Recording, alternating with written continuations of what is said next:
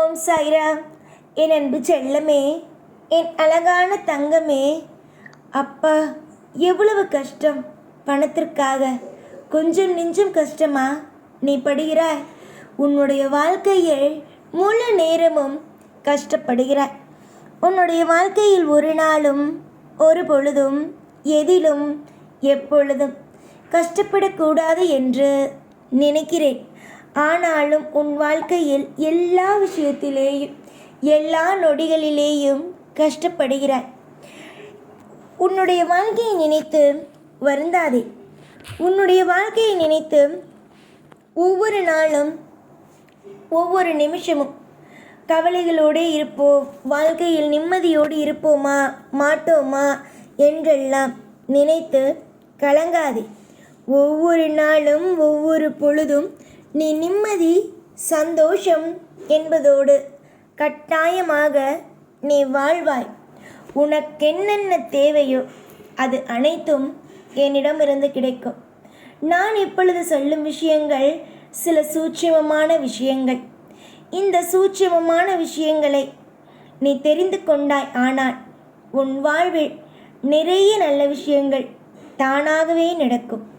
நிறைய நல்ல விஷயத்தை பார்க்க போகும் உன்னுடைய வாழ்க்கையில் எதற்காக மற்றது எல்லாம் நினைத்து கவலைப்பட வேண்டும்? கவலைகள் என்றும் எப்பொழுதும் வாழ்க்கையில் தேவையே அல்ல. இல்லையே, என்னென்ன தேவையோ அது அனைத்தும் நான் உனக்காக செய்து கொடுப்பேன். நீ இதுதான் செய்ய வேண்டும், அதுதான் செய்ய வேண்டும் என்று நினைக்காதே. நிறைய மாற்றங்களும் நிறைய விதமான அற்புதமான விஷயங்களும் அதிசயமான விஷயங்களும் நடக்க இருக்கும் பொழுது நீ எதற்காக கவலைப்பட வேண்டும்?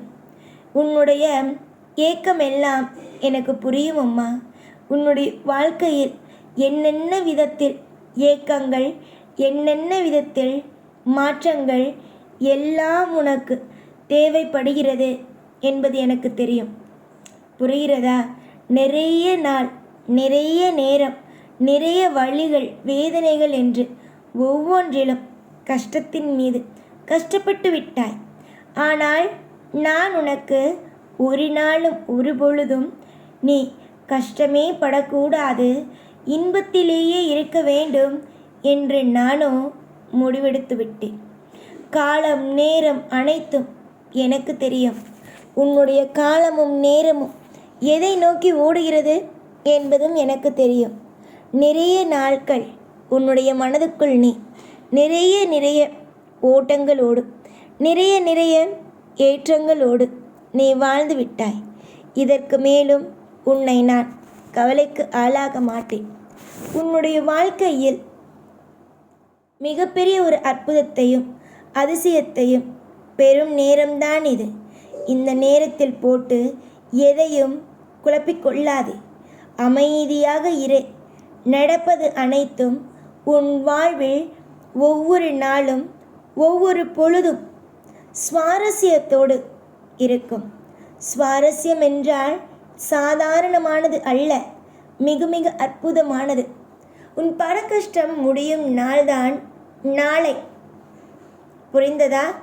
நாளை உன் வாழ்க்கையில் பண கஷ்டங்கள் முடியும். நாளை என்ன கிழமை? முதலில் சொல். நாளை வியாழக்கிழமை. முக்கியமாக குருவுடைய நாள்.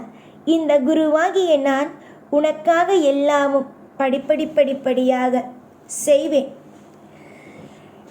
நான் இப்பொழுது சொல்லும் இந்த ஒரு விஷயத்தை, இந்த ஒரு வார்த்தையை 33 முறை நாளை காலை நீ சொல்லிவிட்டாய் என்றால் உன்னுடைய வாழ்க்கையில் பண கஷ்டம் இருக்காது.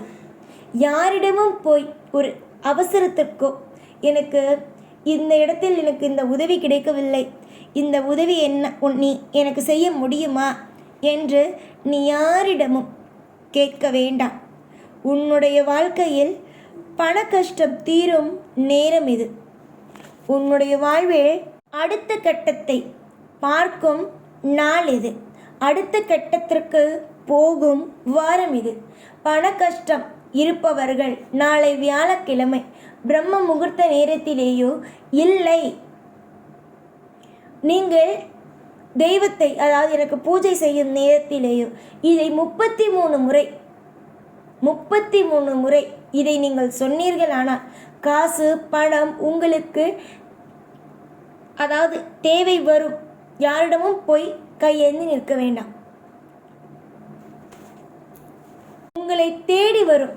யாரிடமும் கையேந்த நிலை வரக்கூடாத அளவுக்கு பணமானது உங்களை தேடி வரும். புரிந்ததா?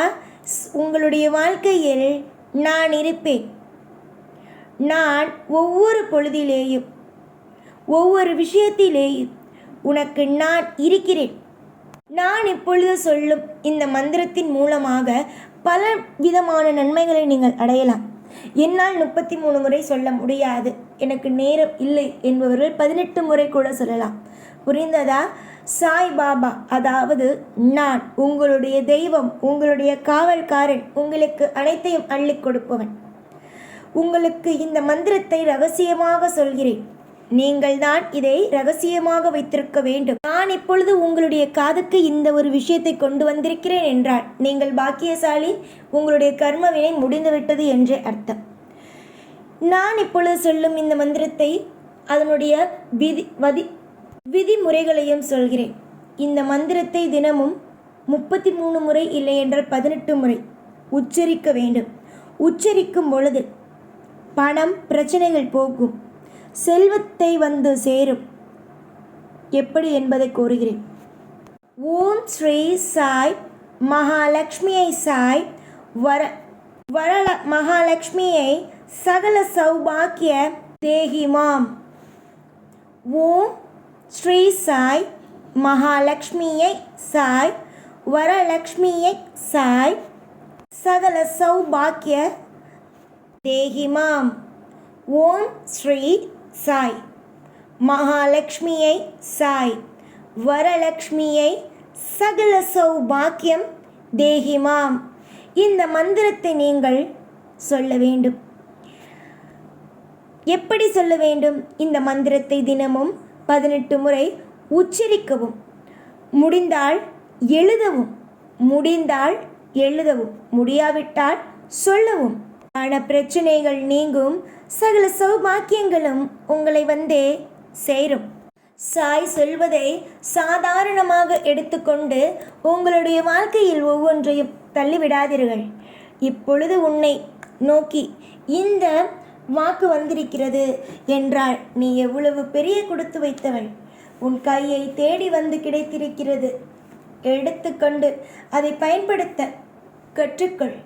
எப்படி இருந்தாலும் நான் உன்னோடு தான் இருப்பேன், எப்படியும் உன் கூடவே இருப்பேன். இந்த சாய்நான்.